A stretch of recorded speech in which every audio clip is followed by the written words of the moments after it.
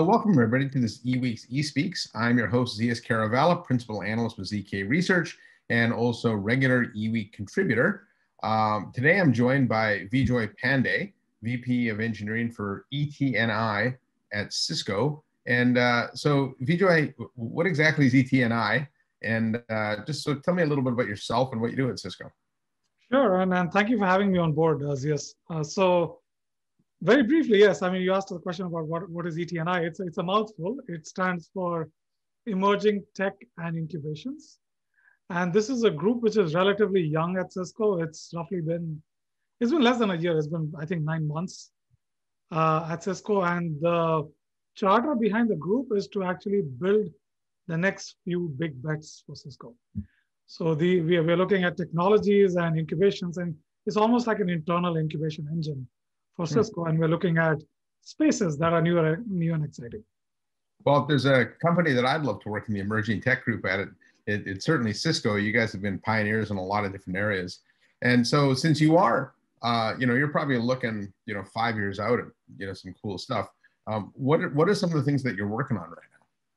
Yeah, I mean, I think that 5-year comment is an amazing one, because I think there are a few of those that we're looking at 5 years from now, and maybe even a decade from now. I mean, quantum is one of those where by the time quantum networking and quantum systems generate revenue, is maybe a decade or even 2 decades.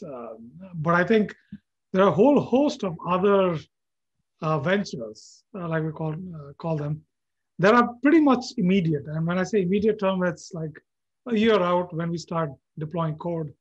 In fact, some of them we are in fact deploying code right away. So as we speak. So I think some problem statements are around what we call application first infrastructures, where we're looking at networking, security, observability at the API layer, at the application layer. And those are things which are more immediate term. And then there are some other things, like I said, we are looking at quantum networking, we're looking at ethical AI, we're looking at supply chain problems, we're looking at healthcare problems. Again, with the mindset of what can Cisco bring to the table. But these are problem statements that are maybe a year, 2 years out, but with the mindset that we need to build and iterate. So it's not that let's pump money into this and something will pop out 5 years down the line, but it's something that we're working with customers right now. But it may see scale maybe in 2 years' time or 3 years' time. All right. So I know one of the big things for Cisco is addressing the world addressing businesses in a world where applications have completely been reimagined. And but I think this is hard maybe for people to understand because we're so used to these vertically integrated apps that we've had for a long time. So can you give me an example of what one of these reimagined apps is? Absolutely. And this is where I think a little bit of the notion of cloud native and what's happening in that world comes into the picture. But it actually goes beyond that as well. And one of the things that we like to say at Cisco is the application experience is the new brand. And if you think about it, I have a favorite example that I go through. Let's say I'm looking for a loan in buying a new house, and maybe it's relevant because I bought a house maybe a year ago. And so if you think about two apps in this space, let's say I'm trying to get a loan, and you have a bank of yesterday, which says, the app says, fill out all of this information. I fill it out like a good citizen and say, at the end of it, it says, call this number or somebody from this agency will call you to walk you through the rest of the application process. And then you have another application which says, fill out all of this, and right on the spot, it says, Vijoy, you're approved for a $65 million house. And then it's like, oh, guess which one I'll go for. So it's definitely the bank of tomorrow that I'll go for. And so when we say that the application experience is the new brand, what we mean by that is the application is the front end for that brand. And in this case, this is the bank. And so which also translates to the capabilities that that application is providing, the uptime that's behind that application, the security and trust that I, as a customer, place in that application and place in the trust that I place in handling my sensitive data is something that is paramount behind that application's brand, which means that the developer that is actually building that app is actually critical to that brand. So that's why we're thinking about the applications being reimagined. Because if you're a monolith and if your blast radius for that monolith is huge, if that app goes down, it goes down its entirety. If you're rolling out a new feature, it's like slow as hell and it takes Yeah. forever. And it brings down the app and then brings up that app again to just roll out a feature. The availability characteristics, all of that is actually changing because you're taking a monolith, you're taking the guts of that application and you're sprinkling it across the wide open internet. And you're doing it for those reasons, like I said before, which is around velocity of features, around availability, and around security and trust. So that's why the applications are being reimagined, and they're so important to the brand that they belong to. Yeah, well, actually, my partner, she and I just bought a place up here in San Diego, or in San Mateo, and I can tell you, we used the bank of yesterday because exactly what you said held true. So yeah, that was a painful process. So if that can be made easier, I'm all for that. Now, Cisco's a networking company, and you just sat here and talked for a few minutes about network changes. How did the changes, what's going on in the application space, impact the network and vice versa? Yeah, so I think, again, if you think about what I just mentioned earlier, which is the transition from monolithic to composable in the application space is basically taking what was the guts of the system, the guts of the application in a decade ago, and breaking it out into services and APIs, which are scattered across the globe pretty much. So as an application developer, when I'm trying to build this app for Bank of Tomorrow, hopefully, I'm looking at APIs from SaaS providers. Maybe it's SFDC APIs or Workday APIs. There's a loan officer and the HR data behind that loan officer. So these are Workday APIs, SFDC APIs. Maybe I'm collecting all of this information and going into BigQuery in Google Cloud and munging all of that data, and that's sitting in Google Cloud. Maybe I'm not maybe, but I have to look at on-prem interfaces as well and on-prem services as well, because Vijoy is a sneaky little guy. He's going to apply for a loan, and then he was going to run to that branch office for the bank and withdraw all of his cash. So even though he got a pretty big fat loan, that money actually that's sitting in his bank belonged to all of his friends. So he went and he withdrew all of that. He withdrew all of that. So I need to interface with on-prem branch offices, mainframes even, that might be sitting in your organization. So if you think about all of these APIs and all of these services that a developer needs to connect to or use to build that app, it's actually sitting across on the wide open internet.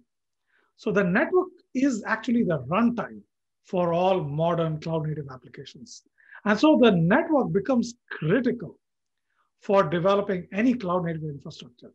So when we think about networking now, we think about connectivity at the API layer, because these could be hosted by a third party. We think about it as services, whether they're cloud native, serverless, microservices, or lower down VMs or bare metal. So we are thinking about connecting APIs all the way down to the bare metal. And that's what networking is in the modern world. And that's what Cisco is thinking about in terms of networking. The network is the runtime for modern applications. That's a pretty interesting thesis. I think one of the things that goes along with this from a Cisco perspective is Cisco talks about this concept of full stack observability, full stack security, and connectivity. And can you just quickly define what those mean? Because I think, these are terms we've used before, but I don't think full stack is kind of in the eye of the beholder, right? And so it doesn't necessarily mean, what I think you guys think it means. That's right. And I think you said it right. I mean, I think full stack, what is the stack? And we can get into a philosophical discussion about that. But I think to us, what it means is, like you pointed out on the connectivity side, it's API all the way down. So we are trying to connect APIs, whether third-party hosted or stuff that you've built in cloud-native ways or in monolithic traditional ways, and the environment that they're running, whether it's public cloud, on-prem, and whether it's bare metal or in a VM. It really doesn't matter. We want to connect API all the way down to bare metal apps. And if you think about the security, Like I said, the network is a runtime for all modern apps. So if you think about it, and the internet is as wild and as capable as it is, security is a big concern. And security in the new world, what is a security perimeter in the new world? It's actually an API to API call. Yeah. So as long as you secure an API, as long as you secure an API to data object call, then you're secure. But we are all humans. Software has bugs. Operations has bugs. So you need to secure at the API layer again, at the cloud native layer, at the app layer, at the VM and bare metal layer. So the full stack security picture for us is securing data objects and API all the way down to bare metal networking and bare metal compute. And the same thing goes for observability. Observing at the API layer, cloud native layer, and all the way down to the physical layer. Yeah, that's sort of an interesting change, right? As the API to API connectivity really has kind of a profound impact on the network, because you can, things that happen at the API layer are somewhat blind or invisible to what happens at the network layer. So I know Cisco had bought two interesting companies last year, App Dynamics, also known as AppD, and Thousand Eyes, which is an internet monitoring company. And those two groups have done a lot of integration together. And so explain to me the value that you get when you combine AppD with Thousand Eyes and the role that plays in this concept of full stack. Sure, and I think the narrative actually goes beyond them. And just a quick interrupt there. So AppD was acquired a couple of years ago, a few years ago. Thousand Eyes was many years ago. Yeah, many years ago, and Thousand Eyes is something that we did last year. Yeah, and it is actually a building block in our full stack observability pillar. And the way to think about this is, again, if you take that loan banking app example that I talked about, let's say something goes wrong. And it's because maybe somebody has rolled out a new version of the database backend, or maybe somebody has rolled out a new service. And that could be the problem. Or it could be the network. You cannot tell. So what you see in a modern environment is service A to service B, latencies in gRPC or HTTPS are going up through the roof. And that's what the developer sees. The natural sort of deduction that you go through is, and I come from networking, is like, hey, the network is at fault. And when you dig in deeper, and this is where we are trying to tie in all of these layers together. So you're looking at a service mesh layer, and you're looking at these RPCs, latencies going through the roof, and you start digging down. How do you dig down? So you bring up Thousand Eyes and you see, you know what? Amazon West, Amazon East, everything else in between, all the hops in between, humming along perfectly. There's nothing wrong. So the network is not the problem. Yeah. So you start digging in further and you realize, oh, maybe the CPU is going through the roof in this environment, in an on-prem environment somewhere. Dig, you bring up Intersight or you bring up AppD, and you figure out that the database backend is actually throwing up and it cannot take in new requests. And that's the cause of the request piling up, and therefore the latency at the gRPC layer, at the service mesh layer piling up.